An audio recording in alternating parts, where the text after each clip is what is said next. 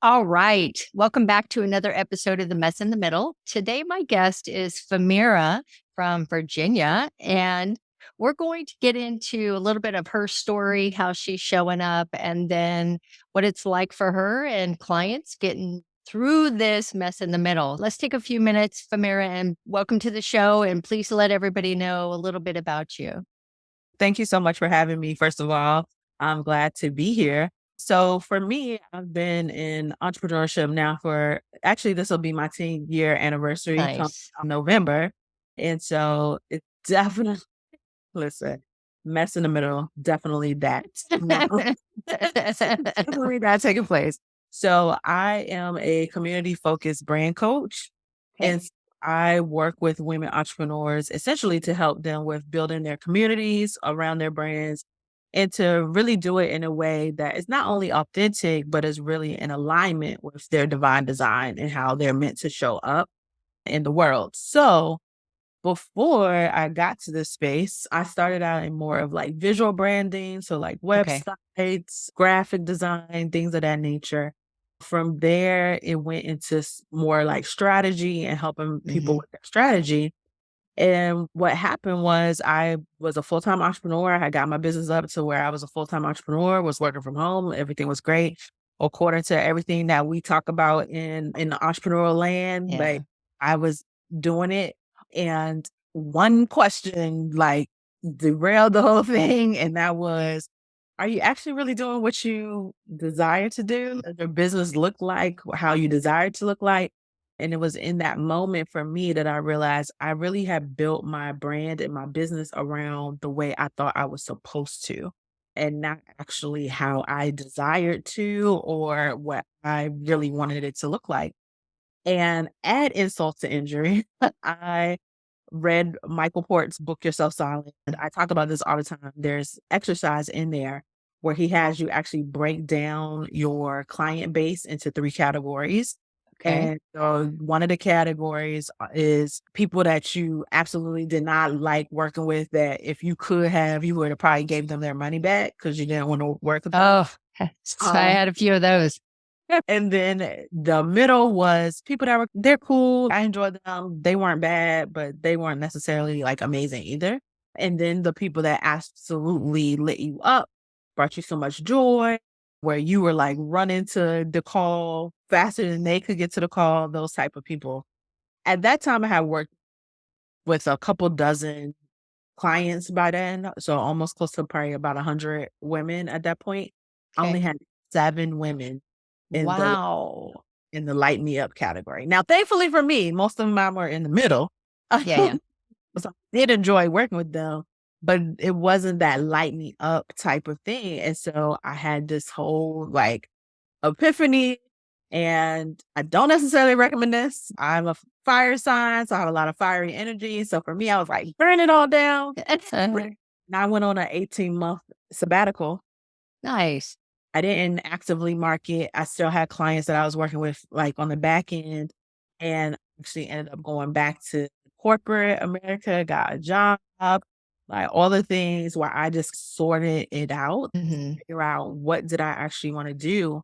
And even though now hindsight being 2020, there's definitely some other ways I could have done that and kept my business going in the process of making that shift, it still ended up being like the best thing that ever happened to me because now here I am years later and I absolutely love everything about my business Good. and Good. everybody that I work with. But navigating that time of that mess was different, right? Hmm. Because you have all these things. It's one of the deaths that they always preach about entrepreneurs is if you got to go back and get a job. It's, oh my God, having to deal with that and being like, okay, this is not as bad as I thought I'm gonna be. Like, It's all up here. Those things are up here. I'm Yeah. not this epic failure or anything like No. that.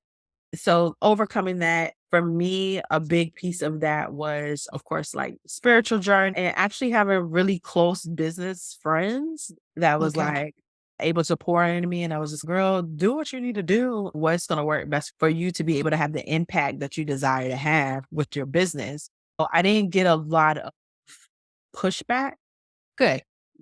to it. So that definitely helped. And I find that even with my clients, because now what happens, fast forward all these years, oftentimes what we go through is not for us, it's for other people. A Right. lot of women that come to me that work with me, they're in the middle of some type of pivot or some type of transformation that is taking Mhm. place where they're like, I built this brand and I'm like, but I don't want to leave all these people, but I know I'm being called to do a deeper work. And I'm very much equipped to have that conversation with them now and not just have the conversation, but to help them to move forward. Navigate through it. Yeah. That's awesome. I think a lot of people go through that. I don't think that it's such a maybe it's just not talked about enough where we feel like we've put in all this energy and driven it. How can we turn around now? Sometimes it's not turning around, sometimes it's just taking a different road. Right. So I'll give you a kind of a quick my version of that. So I'm an air sign. So of Uh, course we just throw it out. Let's go find something else. But 2009, I started my agency.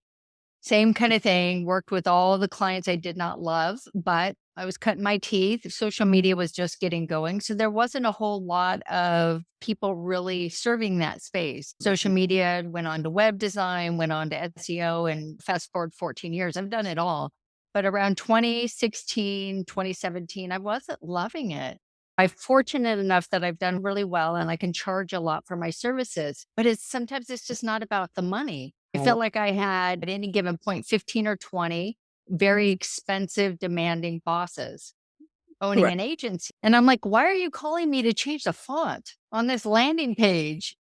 That's what we have teams for. And many business owners, when you get to that revenue where they're paying you $20,000 or $40,000, they want to deal with you. They don't want to Right. deal with your designer or your developer. And I was like, I don't want 20 bosses. I'm not enjoying this. So I started volunteering. So backed up the services a little bit, kept the clients that I wanted to, and started volunteering back with startups. And I'm like, let me just see what these guys are about. I love the desire and the ideas and the play to your strengths. I'm really good at strategy. I'm really good at seeing things that other people don't see and then simplifying stuff, things Mhm. that people feel are super complicated, especially when it comes to building a business. Most Right. times it's not. Somebody's already laid the groundwork, the Yeah. blueprint's there. It's just a matter of breaking it down in a way that client can understand it. And then I was like, okay, wait a minute. So before I completely close the doors on this agency, what do I love about it and what do I hate about it? And I took some time to say, okay, these are the things that I've really enjoyed. These are the things I don't want to do anymore and I'm not going to. And that has allowed me to get to a place where the Zindo and Company marketplace, I Mhm. like all that stuff. I don't want to deliver the services. I don't want to do it on retainer where I'm doing it monthly. I want to be able to help you get it all set up, put you on automation and build your systems and let you have your staff take it over. And that's where it's working for me. Luckily, AI came around Yes. and that super jazzed me up. Yeah. Yes, I am so too, where now it makes marketing completely different. So Yes. it's not just rinse and repeat. 14 years of the same thing, it's a lot. Yeah. But adding AI in makes it a little bit more interesting again. Yeah. It's been making it fun. I love it. I love AI as well because a lot of the work that I do is around content strategy, Good. well, helping them to build their communities and stuff like. So part of the work that I do is around content creation when helping women to build these communities. And so AI has been an amazing aspect of that because a lot of my clients suffer from overthink. Yeah. Okay. And so they're because they are experts in what they do. And a lot of them teach things where there's so many different angles they could talk about Hmm. it from. So when it comes to creating content, they get overwhelmed and they're overthinking it. And so AI has really helped with that to That's help awesome. to like narrow things down and showing them how to actually get their voice out of the AI as well. Good. Cause I'm really big on brand voice and stuff like that. So that has definitely helped. I'm like, I wish they had that back when I was in my messy middle.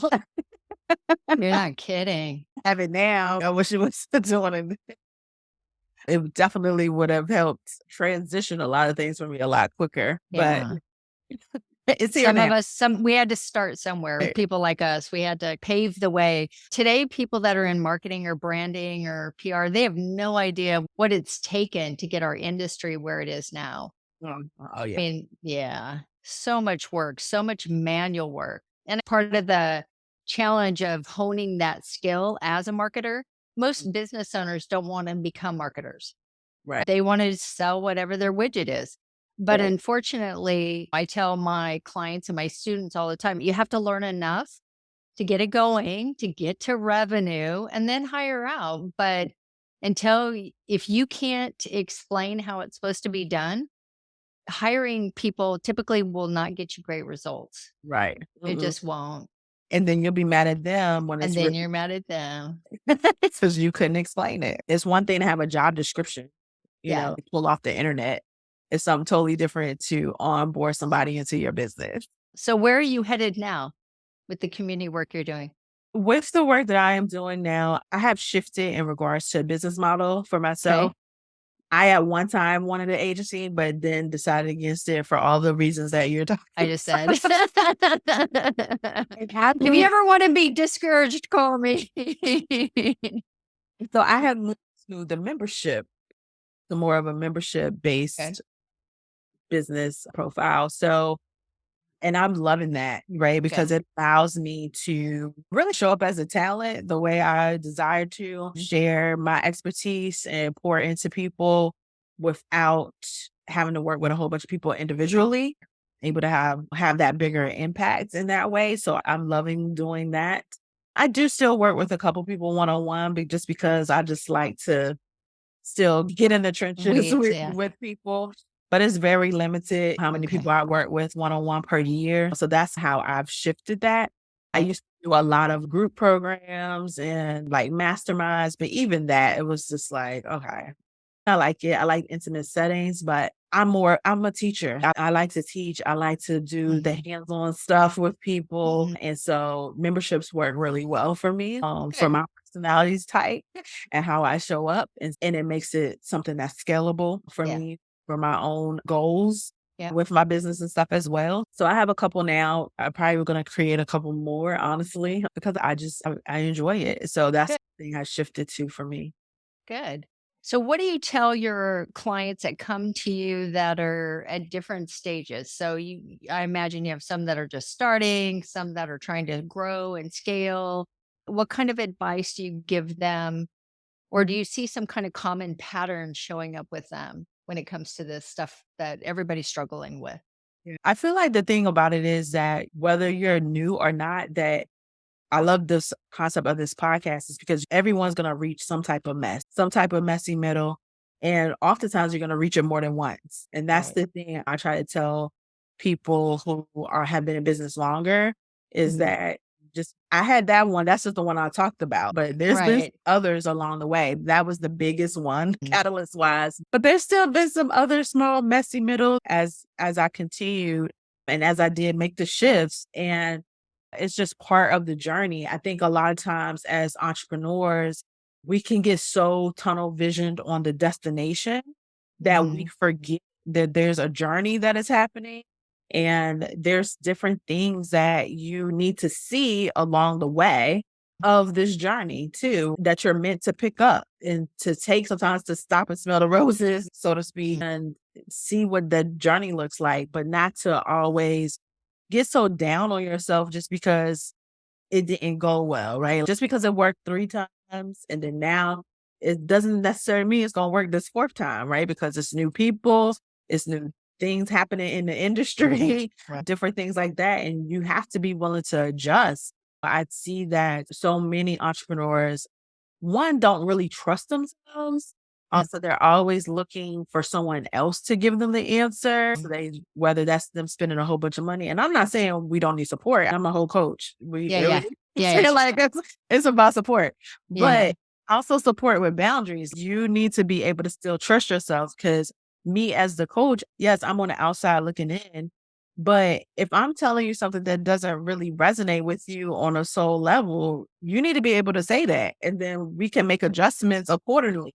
But I Mhm. think so many times entrepreneurs don't, at every level, because it's a new level that they're stepping into, forget to trust themselves. Yeah. You got this calling for a reason. You're the one doing this work for a reason. You have to trust that you're prepared for it, and Mhm. that, what you're feeling and your intuition and your skills and all those things are not going to fail you. You have Mhm. to trust that muscle memory, essentially, in a way, is there Mhm. regardless of what level you're at. And the only way to get to the other side of the mess is Through so it. Yeah, I say that all the time. The only way through it is through it. So right. get to work. Yeah. I've had a lot of people over the years. I've had the role of a coach, but I've never called myself a coach. I see myself more as a guide. Yeah. I'm there to guide you. It's your path, it's your journey. You got to make the decisions. I'll give you a high five, I'll give you a hug, I'll kick you in the butt if you need it, whatever it is. But I'm more of just a guide. I'm just like, no, I'm just along your path. I'll give you some direction, but it's really up to you and it's your journey. The reason I took that stance was many years ago when I first started and I started upskilling, right? I started getting really good at what I was doing as an agency. I would build bigger and faster and more complex setups for people. Mhm. And they would pay me a ton of money. And then I would leave and I would train a couple of their staff to manage it after I left. And then I would talk to them 6 months later and I'm like, man, how's it going? And they're like, oh, we haven't touched it since you left. I'm like, what? What do you mean you haven't touched it? You trained those two people and they moved on and we didn't have anybody else. So we just went back to the old way. And I had that happen a couple times. And I was like, you know what? I'm building for me because I think that's what they want. But that's not the right way to go about this. I got to stop trying to drive here and I have to build them something that works for them and their skill set. And once I wrapped my head around that, then I didn't have it happen anymore. Then I went in and said, oh, okay, wait. So, I'm going to set up email marketing. They don't really have somebody in house. It can't be complex. So I needed to set up templates and systems and automation and build everything for them. So all they had to do is swap out content. And then it Right. was irrelevant who took on the job. But it took me crashing and burning a few times. And I felt like I let them down. My intention was the right Right. direction, but it wasn't going to serve them. And I was like, okay, I got to go back to this is their journey. I can't make them catch up to where I'm at. Exactly. Yeah. And so when it comes to coaching, yes, we want to bring our people along quicker, faster.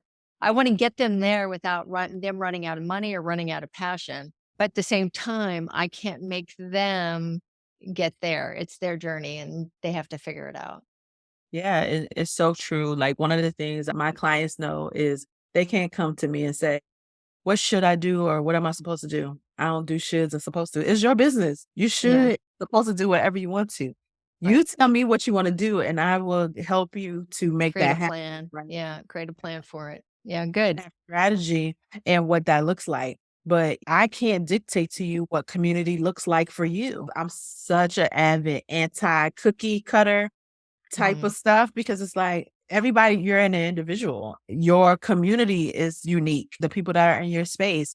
Because even if I'm a part of two communities, the way I show up in those communities are completely different. So I have this a similar demographic as someone else, that the way those people show up in your community is going to be the same way that they show up in theirs. It's not. So you have to understand what you're bringing to the table, what that looks like, what works for your personality, for you to show up, and what that fosters in people that come in contact with you, because that is going to dictate how they respond within your community. And then we Mhm. have to build something on that. But I can't tell you what that looks like. Right. That's you. That's part of your journey. That's part of your work. Right. And so I totally agree. I definitely resonate with the whole guy thing. I think that I just use coach because that's It- what it People says. know it as. But it's Yeah. right. But definitely I definitely resonate more with a guy and definitely use that type of language, honestly, actually, in a lot of my work, because that's what it is. I'm just here to fill in the blanks, fill in the gaps for Mhm. you. It's really this your plan. It's your This plan. your I want to offer the billboards. So you're on your journey, right? Just stop, put in what you need in the billboard and keep Yep. going to the next destination. There's a common pattern that I've been having in the podcast. It seems that we do things really out of order. We've got an expertise. We want to launch a community or a product or some kind of coaching program. And then we run out, we build it. So we get all this technology, we build it, but then we can't figure out why we can't sell it. Mhm. And a big take back needs to be the other way around. Olden days, that process worked because there was little to no competition. It wasn't where we're at today, but we almost need to slow down. I got an expertise. Let me find my voice and my audience, Right. then fill in the blank with the rest of it. Is it going to be a product, a course, a coaching program, whatever? But let that be the second stage of it. But that first part needs to be I know who I am and how I'm going to show up. And Right. these are the people that I want to work with or I want to serve. That's exactly what I do. Yeah, good. Because Exactly the work that I do. Because Uh, that's the challenge. It's an yeah. error. I want to say like 9 out of 10 people I've spoken to. Now they may be past that now. They may have been able to work through and stay long enough to Mhm. figure it out, but wasted or not wasted, spent so much time Right. going to the end and trying to re-engineer it to almost have to scrap it and then come over here and start over again. Yep. Yeah. And that's part of the reason too that I do the work how I do it now is because that was always what I wanted to do. So that was that whole aspect of why I was like, this business is not going how I wanted to because I always understood the importance of relationship and connecting Hmm. and having that type of thing, collaborations and all of those things, being clear on what I wanted to say. But then I came into the space and all the experts was like, you need this stuff, right? Me being new in entrepreneurship, I'm like, they have the following, they have the money, like all these things. I stepped out of what I already knew and started doing it that way. And like I said, yes, I had created success, but I didn't have the same levels of relationships that I wanted.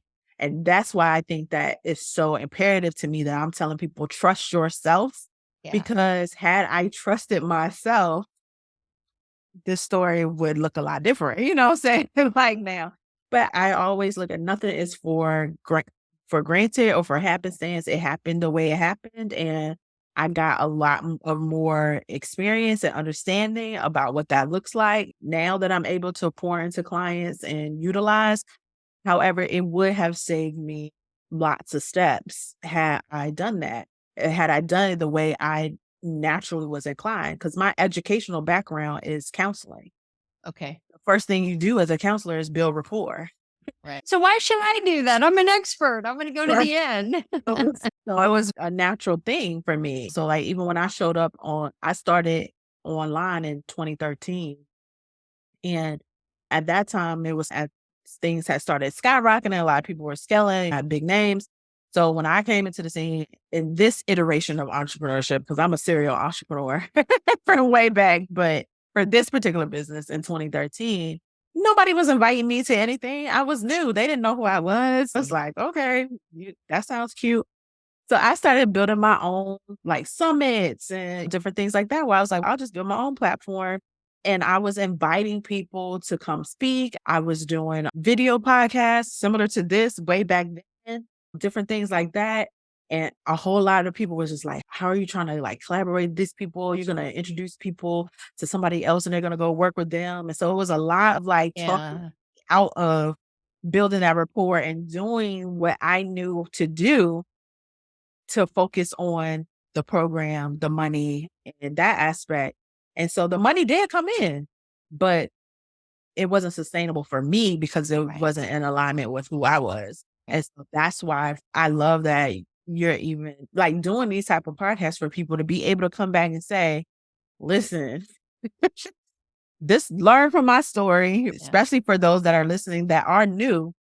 You don't have to start over. You're in a You're prime at the perfect spot. Yeah. to listen to all these stories and not do the thing that we all did and started out. So building community is really where it's at. And I feel like it's just going to become more of that as time goes on. You see a shifting happening in the marketplace where a lot of that guru leadership that was taking place before is falling away.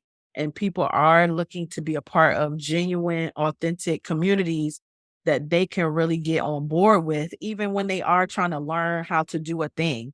They want to be a part of a space where they feel heard, understood, they feel valued, that they feel like more than a dollar sign in a program, right? They feel more than a number, excuse me. They want to feel more like they are a member of something bigger than themselves, even if they're learning copywriting, even if they're learning content creation, right? It's about why do they want to do those things? Why do they need to learn those things? And so as experts, we need to be in a space of understanding these people's why. Yeah. I work with a lot of trailblazers. So a lot of the women that I work with are, yes, they're in industries that's been around for a long while, but their viewpoint of that industry is very innovative. It's very Nice. looking to take things in different directions. So I know for me, one of the things that my community provides is a place where I'm not going to tell you crazy. I'm not going to tell you that it's a crazy idea, right? Or Yeah. try to discourage you into being realistic. No, you were given the vision for a reason. And I create a community that lets you come in there and say the wildest things, and the community is going to rally around you and be like, oh, yeah, you girl, you should do that. And we're going to go out here and get it done. And then everybody that called you crazy before going to be looking at you like, oh my God, I can't believe you really did that. Right. Because I understand the importance of that. Right. That's not something you're going to get from every community, but that's what Right. you get in mind. And I understand that. And I'm able to stand 10 toes down in that because I understand myself and my own voice. And I came back to What was working. well, it's the beginning, right? And able to take it deeper. That's awesome. You made a valid point about our industry as far as business owners and online has definitely shifted. I want to say 5, 7 years ago, pre COVID, people just wanted to buy into a program. So it was just a group thing, but people were still very independent in that group. I bought into mastermind.com when they first came out, but there really was no community or anything other than a Facebook group. But it Right. was very horizontal, meaning your interactions were like networking events. Hey, how are you? What do you do? Well, okay, great. Nice to meet you. And then you don't ever talk to that person again. Right. Think communities as a whole, we have evolved to something different. We want depth now. Yeah. I don't want to just know that you do marketing for a living. I want to know how long you've been doing it. Do you have kids? What do you love doing when it's Yeah. off time? What are you struggling with? What is fun for you? How does your family support you? Where are you challenged at? I want to go much deeper. That's again, like you, the whole reason I built Zindo Labs. I don't want to have surface conversations anymore. If there's only 10 people in there where we can have an actual real human conversation that helps somebody, then 10 people's fine. But Yeah. I would rather do that than have 1,000 people in there that I know nothing about. Yeah. It's useless. And it works for a lot of people. Don't get me wrong. But that's not where I'm at this point in my life. In my career, I'm Yeah. building legacy and building things that are going to outlive me. And there's so much more to it. And so many businesses are failing and they don't need to. It's just, it blows my mind when some of these people that I talk to, where they're stuck. Now, Mhm. again, we all get stuck, but people like you and me, original people, we had to go through those challenges. Otherwise, how do we help other people avoid them? Somebody actually has to go through it. It's like a 25-year-old life coach. What the heck are you going to tell me in your first 25 years on this planet? Unless You you're know, life, for somebody that's 50. unless you're life coaching for some teenagers. Yeah, Uh, exactly. But that's a super important thing. yeah. As we evolve with AI, I think the focus needs to be not on all this other stuff. Use AI to your advantage to automate, to clean up, to help you with brainstorming or imagination. There's no longer a bottleneck as Right. far as getting content produced. Before there was, Yeah. because what I typically would hear with people is, I know what my widget is. I don't know how to turn that into social media or a blog post or an interview. There's no excuse now. All you have to do is tell this machine about your product and it will make you sound like a Emmy Award winner. we need to use that to our advantage because we need to spend less time doing that stuff and more time focused on building relationships. Yep. Yeah, but Yeah. they've said for a long time the revenues and the relationships, Yeah. but I feel like somewhere along the line with online, we got away from that because Big online time. definitely made it a lot easier. Because before online, when you had to actually go to networking events, you had to go to all these in-person things. Yeah, you definitely had to build that relationship. And so because online made the whole world feel a lot closer, I feel like people got away from that. And now after the pandemic, you're Mhm. starting to see a return to that because so many people were isolated by Mhm. themselves. And so now I still may not necessarily want to go out into the outside world, but I still want to have relationship with people that I'm connected with. And so now you see that showing up online. And I think that you're just going to continue to see that. So I tell my community that if you don't have a true community, you're not going to have a business the years to come because people are tired. It's so much noise. It's So much noise. Yeah. tired. And it's like literally 100 people are saying the same thing. So I have so many options on who I can spend my money with. I'm going to spend my money with the person that makes me feel a part of something, like where I can feel connected and I Mhm. can feel like, again, I'm understood and they get me. That's one of the biggest things when people start interacting, even with my clients, they all come back to me. They're like, Famira, my community is, oh my gosh, you totally get me. I feel like you was reading my diary. Like, That's awesome. were you on the wall when me and my best friend was talking? These are the type of comments. Listening in like Yeah. Facebook, right? Like that my client are getting, and it's because you're building that relationship and it makes you as a business owner understand who you're marketing to at a deeper level. And so when you're able to market from something that's deeper than surface, it makes selling easier too. Like it makes people wanting to buy from you so much easier. Yeah, I can come to people and be like, yeah, you want to grow your community by X amount of numbers in a certain amount of time. Yeah, people will buy it and they'd be like, that's what I'm trying to do. But when I can tell them, do you want to be connected to a community that Right. you get them and they get you and it feels like home, even in your own business? Like that's very different experience. Very different experience. You And know? I know as AI evolves more and more, just to close that, being that human connection is going to be super important. Yeah, yeah. Say there's 10 experts that can teach you email marketing. The content of teaching you email marketing is irrelevant. You need Right. to learn it. So what? Any one of those 10 can give you a viable way that will work. Right. You need to base your decision on what that person is for you and what that relationship is, that engagement is going to be. And that's going to be more of a deciding factor going forward than it's ever been before. Yeah, and that's why I tell people I love AI, but you see a lot of resistance to it, a lot of pushback, and I'm just telling people like, listen, it's not going nowhere. I don't care how many sheep they make about AI taking over the world. It's not. People still going to use it, so it's Still not gonna going use it. anywhere. So instead of bucking against it or being afraid of it, again, like you're saying, be the human that makes it work, right? Like for your industry that can create the speed and the innovation aspects of the AI, but couple it with that relationship piece where people listen to me about AI because they trust me, not Right. because of AI. They know that I'm a nerd and I'm into all the new technology and all the new Mhm. gadgets, always testing stuff out. And they know that I'm gonna share with them the things that are that have been tested where a lot of people have been using it and they were getting the results because I'm part of those communities, right? And so then they come to me and they're like, okay, there's 1,000 AI programs now, right? Which one do I need? Okay, here's 10. Right. This one, Let's start with that. Yeah. this, and here's my top three that I love, and use this for this and I'll show you how to do it. And it's okay. And they can slowly come into that. So, like you're saying, that human aspect of utilizing that technology is going to be super important. Yeah. All right. So let's shift a little bit. What are some of the biggest challenges you're seeing within your communities right now from them as a business owner side? Yeah.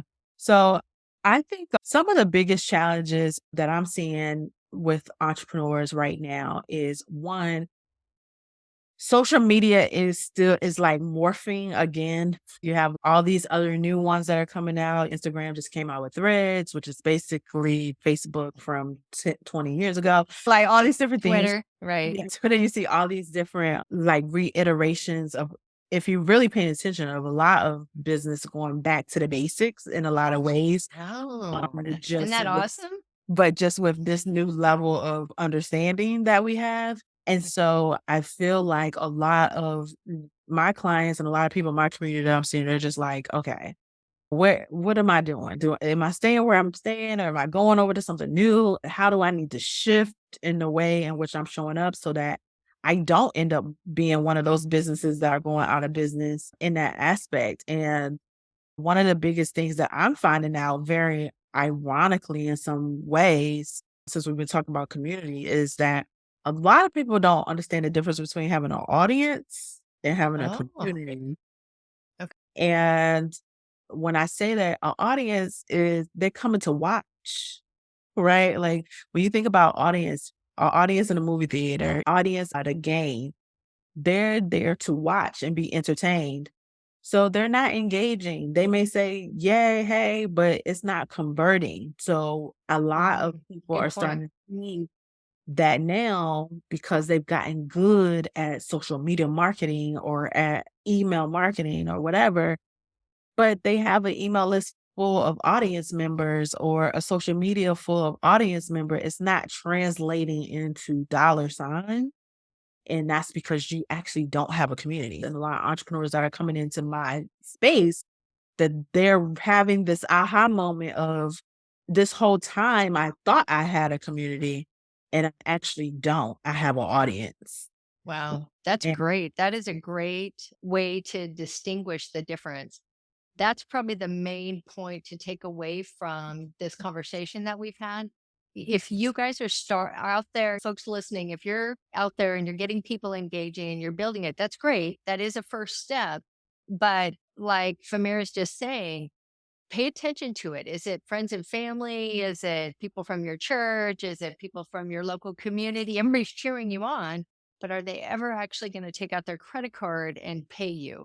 Now, it's not that you stop engaging with those people, because again, they're your cheerleaders, they're your support group, but you do need to pivot your strategy a little bit to try to start attracting people that are your ideal customer. Yeah, it's a great point. yeah, and also understanding that for those people that have been in business for a while, Mm. you have evolved. So your brand should be evolving as well. And so what also I see is a lot of people, they've evolved as a person, but all of their strategy and their techniques are still aligned with who they were 5 years ago. It's like Great point. you're not even that same person anymore. And so now you can't figure out why this strategy that had worked for so long is no longer working. Well, you're not even the same person. The people that are a part of your community aren't even the same person. We went through a whole pandemic. Like you have evolved, you have shifted. Yeah. Whereas if you wanted to or not, you Right. just, yeah. And so are you aware of how you have shifted and what that needs to look like in your business? And how you now present your business to the marketplace, Mhm. because you're still having these outdated conversations that people aren't trying to have anymore. Right?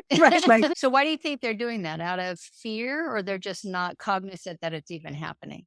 I think it's a little bit of both. I think Okay. that it starts out as them not realizing it and they're just witnessing like this is not converting the way it was once converting. And a lot of times entrepreneurs, they don't, because we've been taught to plow ahead. They don't take the time to figure out what's going on. They just be like, okay, it's not converting like it needs to. I need to double down. I need to go, I need to go harder on this. And it's like, your Mm. level of harder is not why this is not working. So I think that it's getting them to do that first step of, wait a minute, you need to take a step back and see why this strategy actually isn't working. And that's when they discover, okay, and I'm not even talking to the same person anymore. A lot of times my ideal client has shifted, who I actually desire to work with has shifted. I need to be talking to a different version of them. So it may be the same person, Yeah. but they may be in a different place in their journey now. So you need to be talking to where they're at now, not who they were 3 years ago. And so then they can begin to see those things. And then once they see it, that's when the fear kicks in, because it's like, this has worked this whole time and this is how I made my money. This shift that I'm supposed to be making to like go deeper, I'm scared that it's going to leave everybody behind. And the reality is, a lot of times I tell my clients straight up, you're going to experience a dip first Yeah. before it comes back up, right? Because in all adjustments and pivots, that's the part people don't want to talk about. They weren't No, they just thinking, wanted to keep doing this. Oh, because you made the adjustment, oh, now I'm going to skyrocket. No, a lot of times it does dip because you're changing it out, right? yeah. These other people that no longer resonate, who were just there taking up space as an audience, they start to exit, Right. but it leaves room for you to call in the people that actually are interested and connected to where you're at and what you're doing now. And then you see the skyrocket happen, You start right? to get some momentum again. But you have to not be so fearful in that moment of that shift that it makes you run back to what you were doing before that Right. wasn't really working. Again, What is it? The devil versus the devil you don't know? right? It's change is hard, especially when you get a little bit of momentum and something starts working. You're like, I figured it out. I don't want it to move. Stop, stop. We got to stay right here. Don't do anything different. Wear lucky socks. Always wear the same socks every time you launch. Yep. But I would say the big takeaway from all this is we're going through some big transition here. AI, where it's going to flush out, where it's evolving to in the next 10 years is going to be huge for business owners. I don't know that it's all good. I don't know that's all bad. But what I would suggest is stay vigilant around it and be flexible. You've got to be flexible right now. If you've got a good product or a good service in the market and you're committed to running your business and serving your clients, you got to be open to what we're going to evolve to. If you went back to me to the 2009 Audra and said, we're going to have automation tools and we're going to have AI and we're going to have this and that, just in my short amount of time, I've probably gone through 5 generations of marketing. For me, it was all direct response. Social media just started. We used to physically mail stuff. There were lumpy packages, the whole Dan Kennedy generation I came up with. And if you ask marketers today, I guarantee the majority of them don't even know who Dan Kennedy is. Maybe more now that Russell's brought him back, but or partnered with him. But before that, this generation doesn't know anything about Dan Kennedy and the style and the grandfather of who's created all this amazing marketing. But I would just say it's time to be flexible. It's time to say, let's try some stuff. Some Yep. of it'll work, some of it won't work. Maybe we'll find a new audience. Maybe it's time to pivot from the audience that we've had. And to go back to the beginning of this conversation, where do we want the business to go? And until you make that decision, how do you decide what route you're going to take? That's like saying, I want to take a trip. I'm like, okay, where are you going? I don't know. Texas, New York, maybe Alabama. Until you decide where you're going, nobody can give you a map or Exactly. directions. Exactly. Exactly. And you don't want to end up driving 3 hours in the wrong direction because you didn't decide where you wanted to go. Yeah, exactly. Exactly it. All right. So as we start to wrap this up, what would be a last piece of advice you would give clients that are trying to push through this middle right now? Keep going. Okay. Keep going. I know that oftentimes it's so easy to get frustrated and in the frustration feel like maybe the idea that I had wasn't as good as I thought, or to Mm, even start questioning your expertise or your calling. And I work a lot with service-based businesses, but even for product-based businesses, is the products that you're deciding to bring to the marketplace. When you start getting frustrated, it's easy to start questioning all of that. And in that questioning, you end up sitting still. You don't want to get to a place where you're sitting still and you create the stagnation around you. It just makes it harder, right? Like even if you have to just take one step at a time, at least you're still moving forward and you don't completely stop your momentum. So just keep going. I promise you it's a other side. There is another side. Even on the days when I feel like, listen, where is it at? Because I've been there. And the reality is you have moments when you cry, you have moments when you punch in the air, when, if you're a cusser, you're ready to cuss people out. Like all these things happen. We're human, right? It's human reactions to what's going on. But I promise you, there is a other side, but you have to just keep going and not give up on your dreams. Don't give up on yourself and know that you have a viable place in your industry, in the work that you're doing. It's just up to you to have the determination to keep making it happen. Very good. I would add to that, and patience, right? Humble, man. It will humble you like you've never thought that you could ever get to. You think I'm at the bottom. There's nothing else that can happen. And something else happens. And I think it just take away from all this, it's normal. This really Oh, is normal. If you're going through it right now, yeah. don't shy away from it. Embrace it and just say the only way through it is through it. Yep. And, I hear all the time, this is normal, and I'm just going to push through because something, like you just said, something will show itself. Mhm. Something will say, oh, if I just add this to my product, I can sell it to this market because this market has just told me they want to buy it. Or, oh, I hadn't thought of using my product or my service this way. So it will show itself. The tough thing to get going again is that momentum. Because Mhm. I've let that happen a couple times where I just kind of stopped and I was just done. I was burnt and I could not push anymore. And trying to get that momentum again is twice the work. And if I would have just kept baby stepping it, step sideways, step left, something to keep it going, it would not have been so challenging to get it going again. So I completely support that, even if it's just little tiny steps until something else shows up.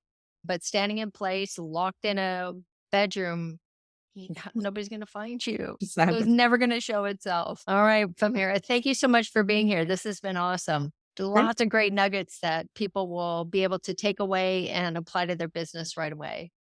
thank you so much for having me. I always tell everyone that let me come on their platforms that I appreciate you and thank you. I Oh, take it for granted you sharing me with your community because community is sacred space. And so anytime I'm invited in, I don't take that lightly. So thank you so much for having me. I've enjoyed our conversation today. It's been really great. awesome. All right, guys, you heard it. Until next time, keep moving through the middle.